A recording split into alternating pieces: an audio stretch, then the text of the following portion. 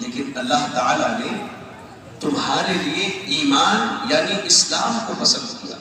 وَزَيَّنَهُ فِي قُلُوبِكُمْ، اور اللہ نے اس اسلام کو تمہارے دلوں میں بٹھا دیا.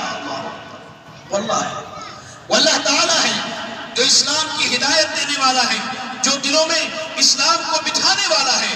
ہم پوری دنیا کی دولت لگا لیں، سارے لوگ اکٹھا ہو جائیں، ایک بندے کو راہ راست پر نہیں لا سکتے. مثال دیکھ لیں، اللہ کے رسول صلی اللہ علیہ وسلم کی زندگی کا مطالعہ کیجیے. آپ نے عرب کے لوگوں کو اسلام کی دعوت دی، آپ کے خود کے چچا اسلام میں داخل نہ ہو پائے. واللہ رب العالمین ہے جس نے ہمارے اور آپ کے دلوں میں اس عظیم دین کو بٹھا دیا، اس کی محبت کو جس نے ہمارے اور آپ کے دلوں میں بٹھا دیا. ایسے قرآن مجید پڑھیے، سورۃ النور کی آیت نمبر 21 یہ پڑھیے. اللہ نے کیا کہا؟ وَلَوْلَا فَضْلُ اللَّهِ عَلَيْكُمْ وَرَحْمَتُهُ مَا زَكَى مِنْكُمْ مِنْ أَحَدٍ أَبَدًا. اللہ اکبر. یہ اللہ کا فضل ہے، یہ اللہ کا احسان ہے کہ اللہ تعالیٰ نے ہمیں اور آپ کو اسلام جیسی نعمت سے نوازا ہے. اللہ نے کہا پوری دنیا لگ جائے میرے بھائی، ایک بندے کو راہ راست پر نہیں لا سکتا. اللہ نے کہا وَلَوْلَا فَضْلُ اللَّهِ عَلَيْكُمْ وَرَحْمَتُهُ، اگر اللہ کا فضل اور اللہ کا احسان نہ ہوتا تو اللہ تعالیٰ تم میں سے کسی کو اسلام کی ہدایت نہ دیتا کبھی. تاریخ اسلام میں واقعات بھرے پڑے ہیں. آپ نے ایک صحابی کا نام سنا ہوگا، طفیل بن عمرو الدوسی. نام سنا ہے؟ جی نام سنا ہے؟ ماشاءاللہ سارے لوگ گونگے ہیں یہاں پر. نام سنا ہے؟ طفیل بن عمرو الدوسی رضی اللہ تعالی عنہ ایمان نہیں لائے ہیں، زہران کے بنی دوس کے سردار ہیں. سنا مکے میں کسی شخص نے نبی ہونے کی بات کی ہے، اٹھے لباس پہنا، سواری اٹھائی، مال و متاع لیا، لے کر کے مکہ آئے. اہل مکہ سے ملاقات ہوئی. کہا طفیل کہاں کا راستہ ہے؟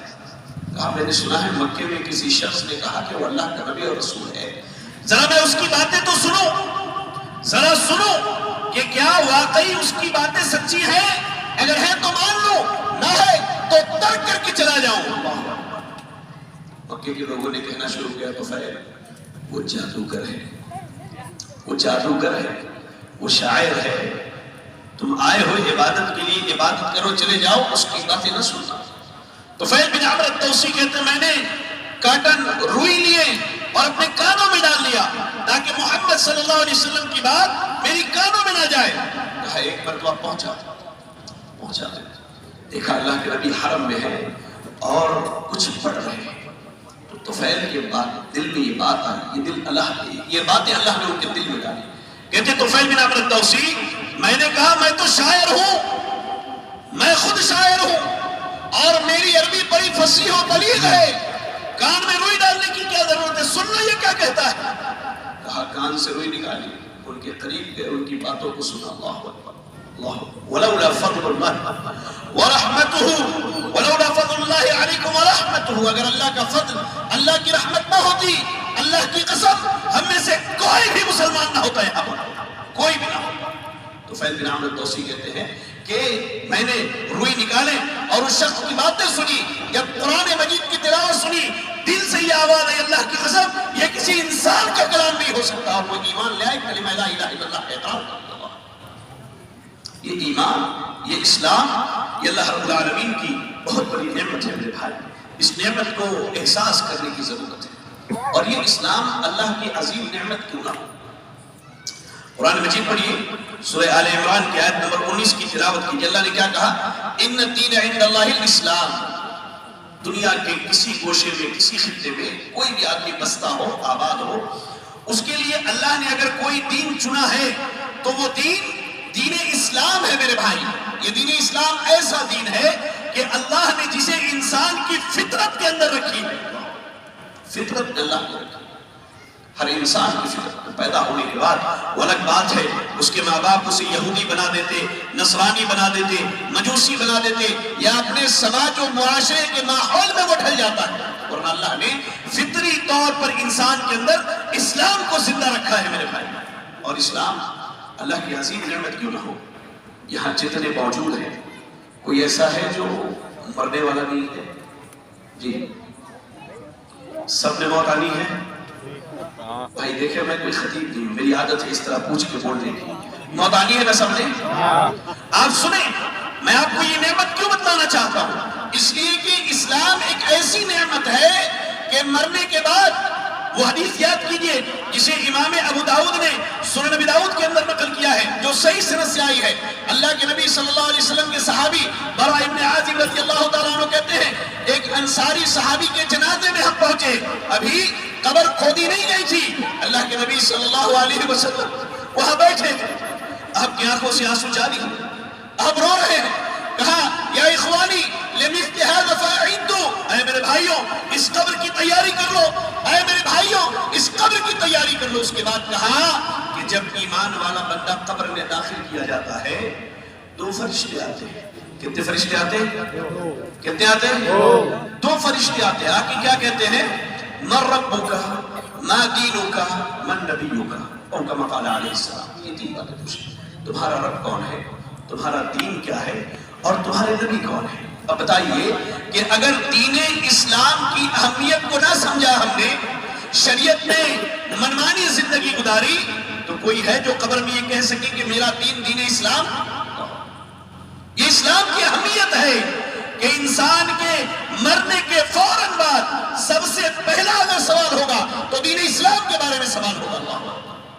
اور آگے قرآن مجید پڑھیے آپ سورہ آل عمران آیت نمبر 85 میں اللہ رب العالمین نے کہا وَمَن يَبْتَغِ غَيْرَ الْإِسْلَامِ دِينًا فَلَن يُقْبَلَ مِنْهُ وَهُوَ فِي الْآخِرَةِ مِنَ الْخَاسِرِينَ. اللہ نے بڑی واضح بات ہے، اور اللہ سے زیادہ واضح اور سچی بات کسی کی.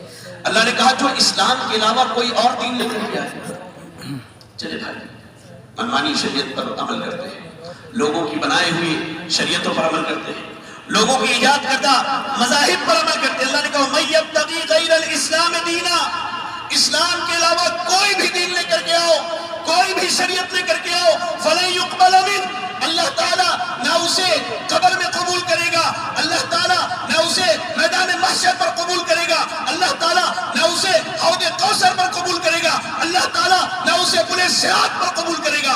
وَهُوَ فِي الْآخِرَةِ مِنَ الْخَاسِرِينَ.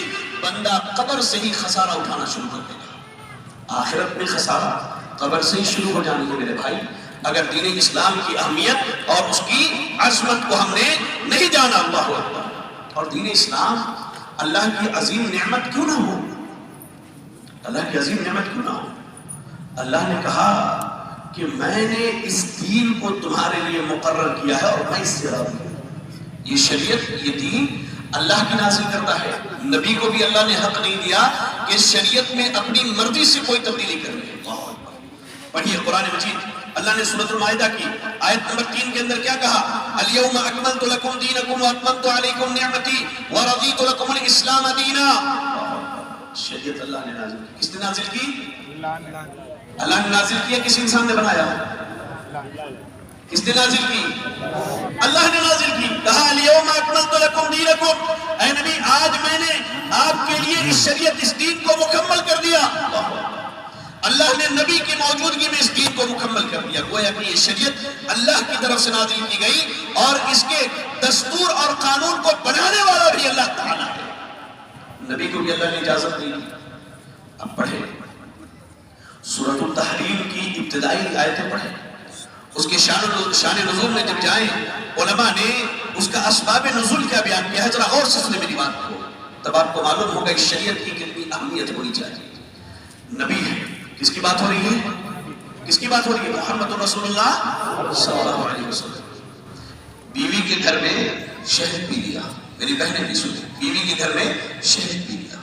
دوسری بیوی کے یہاں گئے، کہا اللہ کے رسول آپ کے منہ سے بو آ رہی ہے کسی چیز کی، مہک آ رہی ہے، اسمیل آ رہی ہے آپ کے منہ سے. اچھی بات ہے. دوسری جگہ گئے، وہاں بھی کہا گیا کہ آپ کے منہ سے بو آ رہی ہے، اسمیل آ رہی ہے آپ کے منہ سے کسی چیز کی. کہا میں نے شہد پیا ہے. تیسری جگہ گئے، یہی معاملہ ہوا.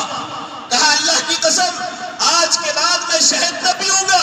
اللہ نے کہا یا ایھا النبی لما تحرم ما احل اللہ لک. اے نبی اللہ نے جو حلال کیا ہے بغیر اللہ کی اجازت کے آپ حرام کیسے کر سکتے ہیں اس چیز کو؟ یہ دین اسلام اللہ کی بہت بڑی نعمت ہے. اللہ نے اسے نازل کی ہے اور اللہ تعالیٰ ہی اس کے نظام کو بنانے والا ہے. اور اللہ نے کہا وَرَضِيتُ لَكُمُ الْإِسْلَامَ دِينًا، لوگوں سنو، میں نے یہ دین نازل کیا، میں نے یہ شریعت بنائی، اور اگر تم اسلام لے کر کے، صحیح دین لے کر کے، صحیح طریقہ لے کر کے، صحیح دستور لے کر کے قیامت کے دن آؤ گے، جاؤ میں تم سے بھی راضی، تمہارے دین سے بھی راضی، تمہارے عمل سے بھی راضی ہو جاؤں گا. اللہ نے یہ اعلان کیا. تو غور کریں میرے بھائی، اس دین اسلام کی کتنی زیادہ اہمیت ہے. کبھی ہم نے سوچا کہ کیا واقعی ہم نے اس شریعت کی اہمیت کو جانا کہ اللہ نے ہم پر کتنا بڑا احسان کیا ہے. آئیے میں آپ کو بتاؤں. اب ہم اپنے سماج میں جب نکلتے ہیں تو ہر مسلک کا داعی، ہر مذہب کی دعوت دینے والا اور ہر شخص اس بات کا دعوے دار ہے کہ اسلام اس کے پاس ہے. ہوتا ہے کہ نہیں؟ جب آپ کسی کو سمجھاتے تو کیا کہتا ہے؟ نہیں بھائی، دین تو میں نے بھی سمجھا، دین میرے پاس بھی. سوال یہ ہے کہ جس شریعت کی اتنی اہمیت ہے کہ اگر اس پر عمل نہ کیا گیا تو قبر سے ہی معاملہ بگڑ کر کے حشر تک اور حشر کے بعد جہنم تک جانے والا ہے، اور اگر معاملہ سیدھا ہو گیا، عمل کر لیا تو قبر سے لے کر کے حشر تک اور حشر کے بعد بندہ جنت کی نعمتوں میں رہنے والا ہے، تو شریعت اور اسلام نام کس چیز کا ہے؟ اسلام کس چیز کا نام ہے؟ اسلام کے نام پر کون سی باتیں قبول کی جائیں گی؟ اسلام کے نام پر کون سے دستور کو اپنی زندگی کا لاہ عمل بنایا جائے گا؟ یہ اصل سوال اور اصل مدعا ہے. جی اب آپ مجھے بتائیں کہ اسلام سے مراد کیا ہے؟ جی آپ بولیں، مسئلہ جی اطمینان سے بولیں. جی بولیں، اسلام کے نام پر کس چیز کو مانا جائے گا؟ ماشاءاللہ، قرآن و حدیث. اللہ آپ کے علم میں عمر میں برکت عطا فرمائے. اللہ آپ کو نبی صلی اللہ علیہ وسلم کے ساتھ، ہم سب کے ساتھ اکٹھا فرمائے. آمین. اور کسی کے پاس کوئی جواب ہے؟ سال میں 52 ہفتے ہوتے ہیں، ماشاءاللہ 52 جمعہ کے خطبات سنتے ہیں. اگر ایک بات بھی یاد رکھا نا تو سال بھر میں 52 شریعت کی باتیں آپ کو یاد ہو جائیں گی. جی اسلام کے نام پر کس چیز کو قبول کیا جائے گا؟ چچا کا جواب بالکل صحیح ہے. اور میں کچھ اور سننا چاہتا ہوں آپ لوگوں سے. جی وقت بہت کم ہے، جلدی جلدی بولے بھائی. چلیے وَأُولِي الْأَمْرِ مِنْكُمْ، وَأُولِي الْأَمْرِ مِنْكُمْ، بارک اللہ فیکم. اور یہ بزرگ ہیں ماشاءاللہ، جوانوں سے بہتر ہے. اللہ نے ان کی ہمتوں کو جوان رکھا ہے. قرآن و حدیث اور جی منہج صحابہ. اور ایک بنیادی چیز یاد رکھیں، اسلام نام ہے اللہ کی جانب سے نازل کردہ وحی کا. یہ اصل ہے. وحی کی قسمیں قرآن و حدیث ہے. قرآن و حدیث ویسے مانا جائے جیسے صحابہ نے مانا، اور صحابہ کو جیسے اولو الامر نے مانا ویسے ان کی اتباع کی جائے. ٹھیک ہے، بات سمجھ میں آئی؟ اللہ کی وحی کا نام اسلام ہے. قرآن مجید پڑھیے آپ، یہ میری اپنی بات نہیں ہے. سورۃ الاعراف کی تلاوت کیجئے. آیت نمبر 3 میں اللہ نے کہا اتبعوا ما انزل الیکم من ربکم ولا تتبعوا من دونه اولیاء قلیلا ما تذکرون. اللہ نے کہا اے ایمان والو، اتبعوا ما انزل الیکم من ربکم، اللہ نے جو نازل کیا ہے اس کی اتباع کرو. اللہ نے جو نازل کیا اس کی اتباع کرو. اللہ نے کیا نازل کیا؟ قرآن اور حدیث. قرآن اور حدیث بھی اللہ کی وحی ہے. یاد رکھیں، ہمارے جامع سلفیہ میں استاذ محترم تھے شیخ عبدالسلام مدنی رحمہ اللہ، بہت پائے کے عالم تھے. تقریباً انہوں نے 29-30 سال تک صحیح بخاری پڑھایا جامع سلفیہ کے اندر.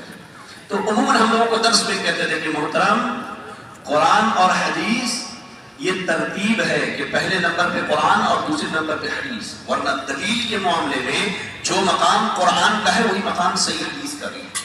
یاد رکھیں، جب دلیل لی جائے گی کسی مسئلے پر تو جو مقام قرآن کی آیت کا ہے وہی مقام حدیث رسول کا بھی ہے. کیونکہ اللہ نے کہا اتبعوا ما انزل الیکم من ربکم، اللہ نے جو نازل کیا ہے، اللہ نے جو بھیجا ہے اس کی اتباع کرو. اور اللہ نے وہی بھیجی ہے، وہی نازل کیا ہے میرے بھائی. اللہ یاد رکھیں، اسلام وحی کا نام ہے، اللہ کی وحی کا نام ہے. ایسے سورۃ الانعام کی تلاوت کیجیے. آیت نمبر 153 میں اللہ نے کیا کہا وَأَنَّ هَذَا صِرَاطِ مُسْتَقِيمًا فَاتَّبِعُوهُ وَلَا تَتَّبِعُوا السُّبُلَ فَتَفَرَّقَ بِكُمْ عَنْ سَبِيلِهِ ذَلِكُمْ وَصَّاكُمْ بِهِ لَعَلَّكُمْ تَتَّقُونَ اللہ نے کہا یہ میرا سیدھا راستہ ہے. ماشاءاللہ کس نے آج